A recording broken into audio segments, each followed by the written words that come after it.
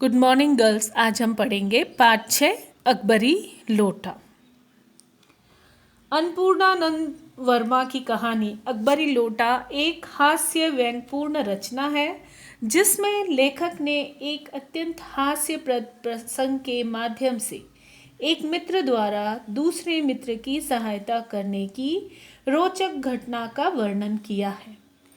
लेखक ये समझाना चाहता है कि अपने मित्र की हमेशा मदद करनी चाहिए। जो समय पर काम आए वही सच्चा मित्र होता है। कभी कभी यह सोच सकते हैं कि बिना बताए किसी का पैसा लेना गलत है, किंतु हमें यह भी याद रखना चाहिए कि जिस कार्य को करने का उद्देश्य किसी की मदद करना हो, उस कार्य को दोष रहित समझा जाना चाहिए। लाला झाऊलाल को खाने पीने की कमी नहीं थी। काशी के ठठेरी बाजार में मकान था। यानी लाला जो है अच्छे खाते पीते घर के थे और ठठेरी बाजार में उनका मकान था। ठठेरी बाजार यानी बर्तनों का बाजार। नीचे की दुकान से 100 रुपये मासिक के करीब किराया उतर आता था। तो उनका घर जो था ऊपर की ओर, यानी जो बिल्डिंग थी उसमें ऊपर की ओर वे स्वयं रहते थे और नीचे जो दुकान थी वो उन्होंने किराए पर दे रखी थी, जिसका उन्हें 100 रुपये मासिक किराया मिलता था। अच्छा पहनते थे, पर 250 रुपये तो एक साथ आँख सेकने के लिए भी न मिलते थे। तो अच्छे खाते पीते थे, अच्छे से रहते थे, परंतु एक साथ 250 रुपये उन्होंने कभी देखे नहीं थे। इसलिए जब उनकी पत्नी ने एक दिन एकाएक यानी अचानक से 250 रुपये की मांग पेश की, तब उनका जी एक बार जोर से सनसनाया और फिर बैठ गया। यानी लाला जो है वो हड़बड़ा गए, घबरा गए। उनकी यह दशा देखकर पत्नी ने कहा, डरिए मत, आप देने में असमर्थ हो तो मैं अपने भाई से मांग लूँ।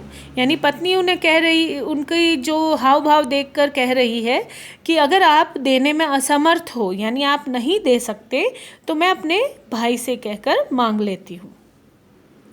लाला झाऊलाल तिलमिला उठे, यानी उन्हें गुस्सा आ गया, चिढ़ हो गई। उन्होंने रौब के साथ कहा, यानी अकड़ से कहा, अजी हटो, 250 रुपये के लिए भाई से भीख मांगोगी? मुझसे ले लेना, लेकिन मुझे इसी ज़िंदगी में चाहिए। उनकी पत्नी ने भी कह दिया कि मुझे इसी ज़िंदगी में चाहिए। आपने कह तो दिया है कि 250 रुपये मुझसे ले लेना, पर मुझे इसी ज़िंदगी में चाहिए। अजी इसी सप्ताह ले लेना। सप्ताह से आपका तात्पर्य 7 दिन से है या 7 वर्ष से? यानी लाला की पत्नी जो है उन पर व्यंग्य कर रही है। उसे ये लग रहा है कि शायद उसके पति उसे एक साथ इतने रुपये नहीं दे सकेंगे। लाला झाऊलाल ने रौब के साथ खड़े होते हुए कहा। फिर से वे अकड़ कर खड़े हो गए और बोला, आज से 7वें दिन मुझसे 250 रुपये ले लेना। लेकिन जब 4 दिन ज्यों त्यों इनमें यों ही बीत गए और रुपयों का कोई प्रबंध न हो सका, तब उन्हें चिंता होने लगी। क्योंकि लाला, हम पढ़ चुके हैं कि लाला को एक साथ 250 रुपये देखने को नहीं मिलते थे, पर उन्होंने अपनी इज्जत की वजह से अपनी पत्नी से कह दिया कि मैं तुम्हें 250 रुपये दे दूंगा, अपने भाई से मत मांगना। प्रश्न अपनी प्रतिष्ठा का था, यानी उनके मान सम्मान का था।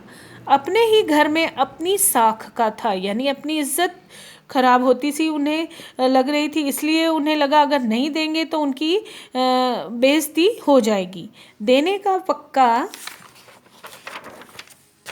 वादा करके अगर जब वे दे न सके तो अपने मन में वह क्या सोचेगी।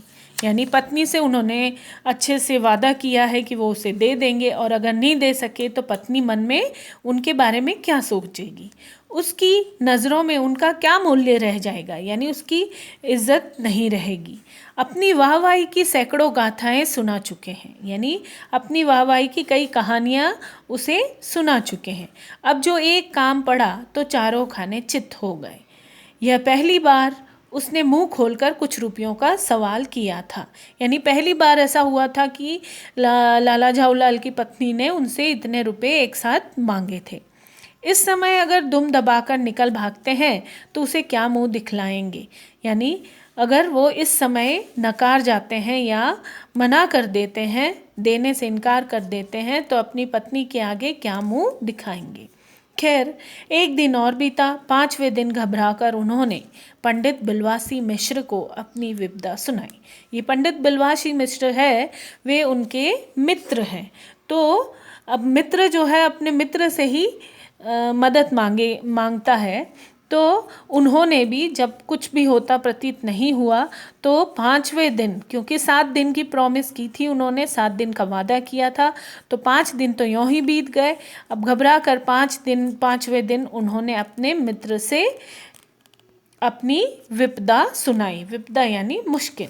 संयोग कुछ ऐसा बिगड़ा था कि बिलवासी जी भी उस समय बिल्कुल खुक थे, यानी बिलवासी जी के पास भी कुछ नहीं था, खाली थे वे।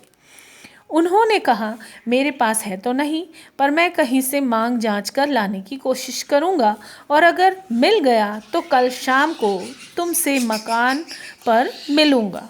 वही शाम आज थी, यानी 6ठा दिन, हफ्ते का अंतिम दिन। कल 250 रुपये या तो गिन देना है या सारी हेकड़ी से हाथ धोना है। हेकड़ी यानी बड़ी बड़ी बातें। यह सच है कि कल रुपया न आने पर उनकी स्त्री उन्हें डालम फांसी न कर देगी, यानी उन्हें फांसी की सज़ा तो नहीं सुनाएगी, केवल जरा सा हंस देगी। पर वह कैसी हंसी होगी। कल्पना मात्र से ही झाऊलाल में मरोड़ पैदा हो जाती थी। तो वो सोच सोच कर परेशान हो रहे थे कि अगर वे नहीं दे पाए अपनी पत्नी को पैसे तो वो फांसी तो उसे नहीं लगाएगी, लेकिन उसकी हंसी जो है, उस हंसी की कल्पना मात्र से ही वे घबरा रहे थे। आज शाम को पंडित बिलवासी मिश्र को आना था। यदि न आए तो या कहीं रुपये का प्रबंध वे न कर सके, यानी लाला जी जो उधेड़बुन में हैं वे सोच रहे हैं कि अगर बिलवासी मिश्र ने उनकी मदद नहीं की, वे कहीं से कुछ नहीं ला पाए और वे प्रबंध नहीं कर पाए, तो उनकी इज्जत तो खाक में मिल जाएगी।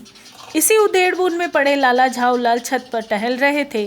कुछ प्यास मालूम हुई। उन्होंने नौकर को आवाज़ दी। नौकर नहीं था, खुद उनकी पत्नी पानी लेकर आई। वह पानी तो ज़रूर लाई, पर गिलास लाना भूल गई थी। केवल लोटे में पानी लिए वह प्रकट हुई। फिर लोटा भी संयोग से वह जो अपनी बेढंगी सूरत के कारण, बेढंगी यानी उसकी बनावट अच्छी नहीं थी, लाला झाऊलाल को सदा से नापसंद था तो नया, 1-2 साल का ही बना, पर कुछ ऐसी गठन यानी उसकी बनावट ऐसी थी, उस लोटे की थी कि उसका बाप डमरू और माँ चिलम रही हो। यानी लोटे की जो बनावट थी वो कहीं से मोटा था तो कहीं से बिल्कुल पतला, तो इसलिए लेखक ने ये कहा है बाप डमरू और माँ चिलम।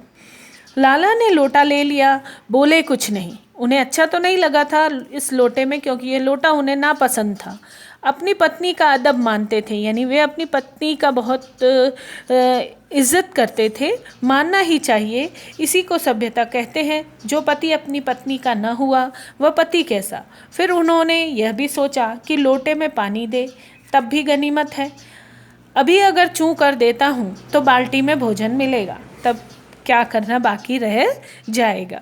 तो लाला ने सोचा कि चुपचाप पानी पी लेता हूँ, अगर कुछ कहा तो न जाने आगे क्या स्थिति हो। लाला अपना गुस्सा पीकर पानी पीने लगे। उस समय वे छत की मुंडेर के पास ही खड़े थे। मुंडेर यानी छत की आखिरी जो दीवार होती है जहाँ से नीचे झांका जाता है उसे मुंडेर कहते हैं। जिन बुजुर्गों ने पानी पीने के संबंध में यह नियम बनाए थे कि खड़े खड़े पानी न पियो, सोते समय पानी न पियो, दौड़ने के बाद पानी न पियो, उन्होंने पता नहीं कभी यह भी नियम बनाया या नहीं कि छत की मुंडेर के पास खड़े होकर पानी न पियो। जान पड़ता है कि इस महत्वपूर्ण विषय पर उन लोगों ने कुछ नहीं कहा है। लाला झाऊलाल मुश्किल से 2-1 घूंट पी पाए होंगे कि न जाने कैसे उनका हाथ हिल उठा और लोटा छूट गया। लोटे ने दाएं देखा न बाएं, वह नीचे गली की ओर चल पड़ा। यानी लोटा उनके हाथ से छूटते ही नीचे की ओर गिरने लगा। अपने वेग में उल्का को लजाता हुआ वह आंखों से ओझल हो गया। उल्का एक पिंड होता है जो आसमान में हमें गिरते हुए तारे की तरह प्रतीत होता है। तो वो जितना स्पीड में जाता है, जितनी गति से जाता है, तेजी से जाता है, वो तुरंत ही आंखों से ओझल हो जाता है। वैसे ही लोटा भी एकदम तेज गति से नीचे की ओर चला। किसी ज़माने में न्यूटन नाम के किसी खुराफाती ने पृथ्वी की आकर्षण शक्ति नाम की एक चीज़ ईजाद की थी। यानी न्यूटन ने गुरुत्वाकर्षण के महत्व को बताया था कि कोई भी चीज़ जब गिरती है तो पृथ्वी उसे अपनी ओर आकर्षित करती है। तो ये न्यूटन का नियम था, बताया था कि पृथ्वी का ये नियम है गुरुत्वाकर्षण का। तो उसी के चलते लोटा भी जैसे ही लाला जी के हाथ से छूटा सीधा पृथ्वी की ओर यानी नीचे की ओर गिर चला। कहना न होगा कि यह सारी शक्ति इस समय लोटे के पक्ष में थी।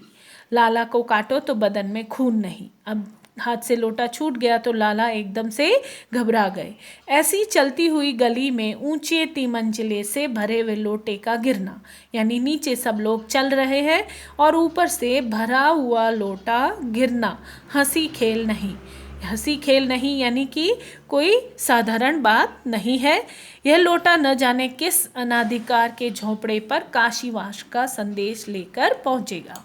तो उनका मानना है कि अगर भरा हुआ लोटा किसी के सिर पर पड़ गया तो वो न जाने उसका क्या होगा। हो सकता है कि उसका स्वर्गवास हो जाए, मर जाए इंसान जिसके सिर पर यह लोटा पड़ेगा।